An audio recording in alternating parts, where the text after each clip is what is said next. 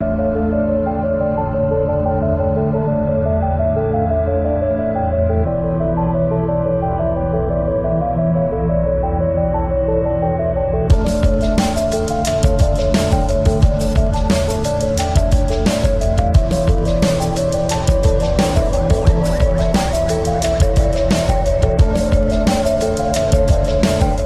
back to Reptilian Exotics YouTube channel, everybody. Today I got a topic for you, possibly the hottest topic of 2022 and the beginning of 2023, and that is Varanus salvadori, the Croc Monitor, breeding them in captivity.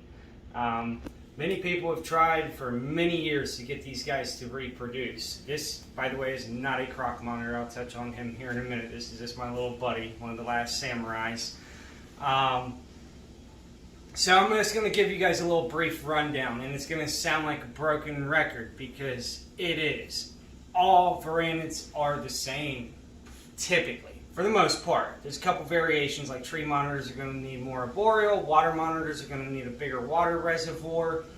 Croc monitors, very similar to tree monitors, just a way larger species. Your African rock species, more ground dwelling. You got your desert monitors that are going to like to be burrowed a lot. All monitors like to burrow, but that's all irrelevant. I'm going to talk about the base ingredients of monitor propagation, getting them to reproduce. Propagation is a term I use too lightly. That's like very vast. Breeding croc monitors. Let's just get back on subject here.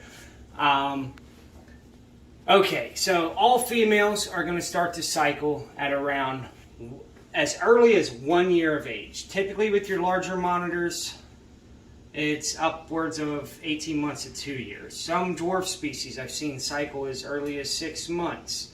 Some of the Australian like Aki's monitors and stuff like that. Croc monitors are about like water monitors. They come from a very closely related territories, or very close territories. They're an Asian species. I specialize in all Asian species. Croc monitors, trying to specialize in croc monitors. Asian water monitors, the Philippines coming eye monitors, the Samarensis cross that made this wonderful guy. This is a samurai monitor.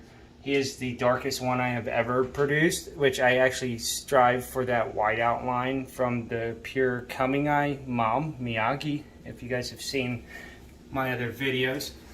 Let me not get sidetracked from this guy. I just wanted to hold a monitor in the video and say that the last group of samurais are going to be available next month in March. Well, they'll probably be available towards like the middle of April. But it is the last clutch of samurais that I'm producing. So when they hatch, that's the last of the samurais. I've been waiting to say that. So, all right, back to the croc monitor breeding. For a cycling female, you're going to want to feed her a little more often than your males. Feed her heavier. Make sure that she has her basking temps of 130 to 150 degrees. Now with Varanus salvadori croc monitors, I've noticed I see them around 129 to 132 degree baskings. That's where they lay for basking versus like a big water monitor. They're more around 145-ish, but even down to 130. So you got to support them with food. It's easy. It's the same thing as any other monitor, just with a slight different variation of let's give them a couple more branches to climb on, to make them feel comfortable. Stop stressing them out, if you're dealing with wild-caught specimens, trying to, tame them and socialize them, because it's not going to go, it can interfere with the breeding. If we're constantly stressing them, trying to get them to socialize, especially the females, it can slow down their reproductive cycle or stop them from cycling at all if they don't feel comfortable. So with that being said, nesting, nesting is an issue, but it's not the issue. The issue is getting them to cycle. And I've noticed, right here, from the last time I paired on October 5th, I Ultrasounded on the 19th, she was at 19 mils. The 28th, she was at 25.7 millimeters. On November 5th, 30.5 millimeters, and they were still copulating. November 11th, she was at 35 to 38 millimeters. November 16th, she was at 39 to 40. So just like a ball python, around that 40 mil range, you want to separate them. Exactly 1 month later, she laid 8 eggs, which I thought 7 was good. Not all 7 of them was good, but I got a few of them in the incubator, and they're due to hatch in mid to late June, I believe. So hey, it's all right, little buddy. He's getting antsy. I think he's seen Eagle Fang there. I do have these guys already paired. I got a little surprise for you with the next couple clips I'm going to show you from earlier today. One thing I do want to touch on now, back to the ingredient of, feeding and basking. So on 1/15, she laid her eggs on 12/14/2022. January 15th, 2023, I ultrasounded. She was at 0 millimeters. That made me think, okay, what's going on here? Why isn't she cycling? So I increased her food, I blocked off her hides, forced her to where, made it to where she was more and more comfortable to come up here and bask. When I did that, I increased her food, made sure she was basking, coaxed her with the tongs, as I'm feeding, I would lure her up to the basking spot so that after she eats her rats. Also, yes, whole prey all the way, guys. Chicks, rats, some people like quail. I actually don't really care for the quail so much, just my preference. I like chicks and rats. Feed them whole prey. They need the bone, the fur, the feathers, the guts, just the whole prey. It's what supports them the best. It has all their nutrition packed into that small rodent or bird. Birds are just kind of dirty. That's why I primarily use rodents, but the rats can be kind of fatty sometimes, so I'll switch it up. If I notice one getting kind of on the more plump side, I will go back to the chicks. So with that being said, also back to my little notes here. Keeping notes is also going to help you become successful. If you don't have an ultrasound machine, it's not, I just started ultrasounding 6 months ago, about a year ago now. It does help. It is not necessary. You can obviously see when a female is starting to cycle because they really blow up.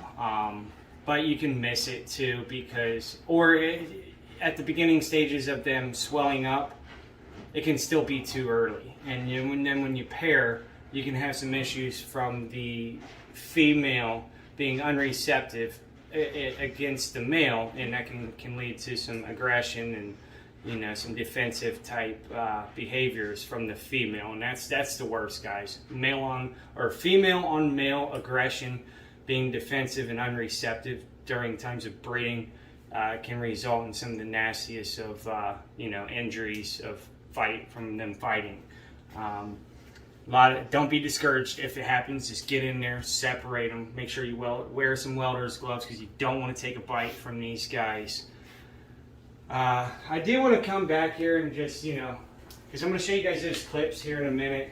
I do want to show Buddy right here, just because he's right here. How you doing, Buddy? We have a clutch of awesome Sumatrans getting ready to hatch out next month as well, so they'll be available about April. This is his enclosure. Very nice indoor enclosure for Columbus, Ohio, guys. What do you think? All of my monitors don't get, the luxury of an enclosure like Buddy or Ember. The Crocs are kind of medium. I also do the locker systems here. Show the Black Dragon hanging there. He's hanging out, guys, literally. So Anyway, I hope you guys enjoy these next couple clips. Heat them and feed them, you know, support them for the vitellogenesis, which is the cycle for the female monitors. It's what, if you don't support them right, they're not gonna reproduce, So if you support them right and you give them, what my mentor says, full spectrum lighting, heating, nesting, all of that, then they're gonna do their thing. They've made it through the harshest of conditions the world has thrown at them, and they are still surviving, even in captivity. And some, I'm not gonna down some keepers, but as we all know, some keepers are not the best, and yet they still survive. So all we can do is give them the best that we can and support them to their fullest. And with that being said, enjoy these couple clips. Come here, mamas. It's all right, girl. How you doing? So this is mama's. Also, as you can see, how she's starting to really swell up. And like I said, she's only been paired to one time. We're going to go ahead and put her in here with Eagle Fang. There we go. Oh, looky there, guys. Already. Look at him smelling. Also, whenever I pair Brandons, I will spray the female to help the male get a better scent that it's actually a female and not just another male coming into his territory. They can smell that. It's all right, Eagle Fang. She's down there, buddy. She's down there. Very smart lizards, guys.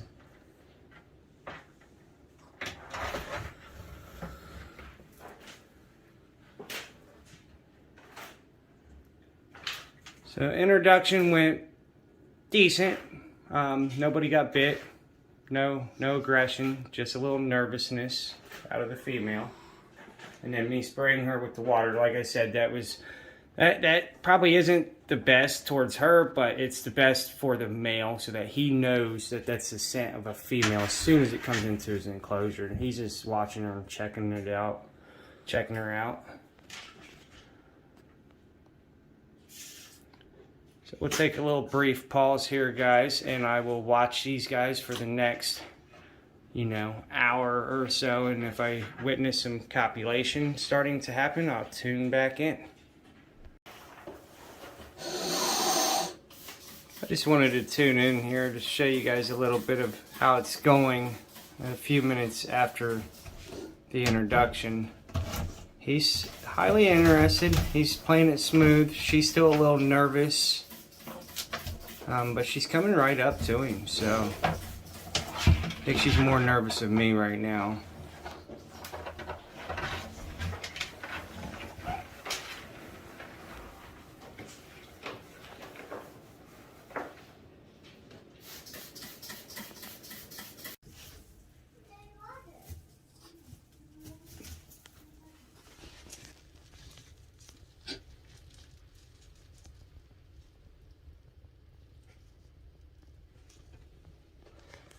Alright guys, I just wanted to show you about an hour and a half in, some copulation happening here, and I'm disturbing them.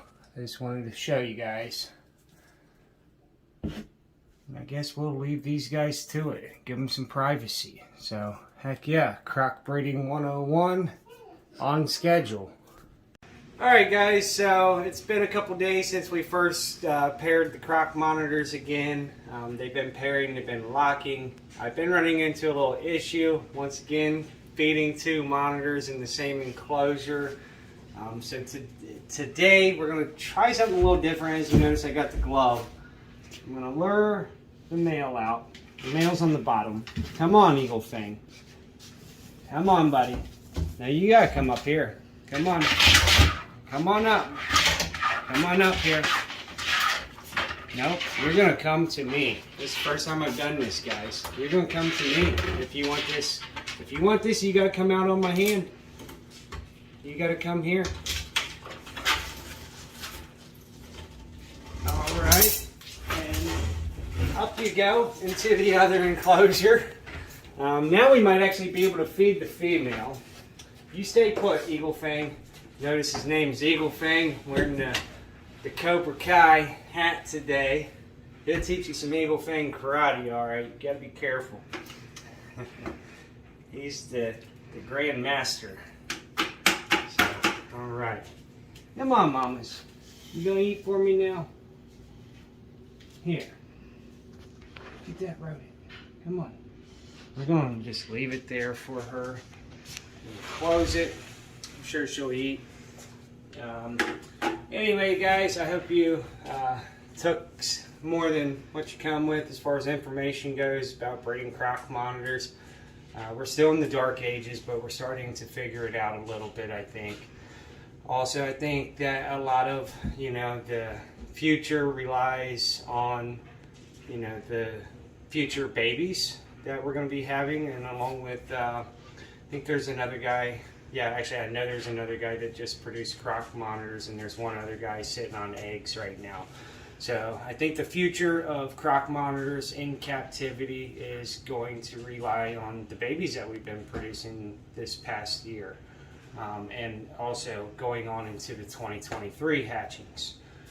The captive lines, I believe, will breed a lot easier in captivity because, it takes a lot pulling a monitor out of the wild and getting them to reproduce. Croc monitors are just a little bit more primitive from what I'm seeing coming out of the jungle. It takes a little bit more to get them comfortable and to feel comfortable enough to cycle. Like I was saying with the female, it was giving me the issues. The males will breed. It's the females getting them to cycle and to support them well enough to continue their cycle and through their gestation. Proper nesting, maybe we'll get on to that when I actually witness proper nesting, because our last clutch was not necessarily proper in my eyes. If anybody's seen that video and I said, you interpreted it otherwise, that was not proper nesting. It was okay, she did okay, but it was not preferred or proper. So with that being said, I hope you guys enjoyed the video. If you're not subscribed, please hit that like and subscribe button if you liked it, and I will see you later, my reptilians.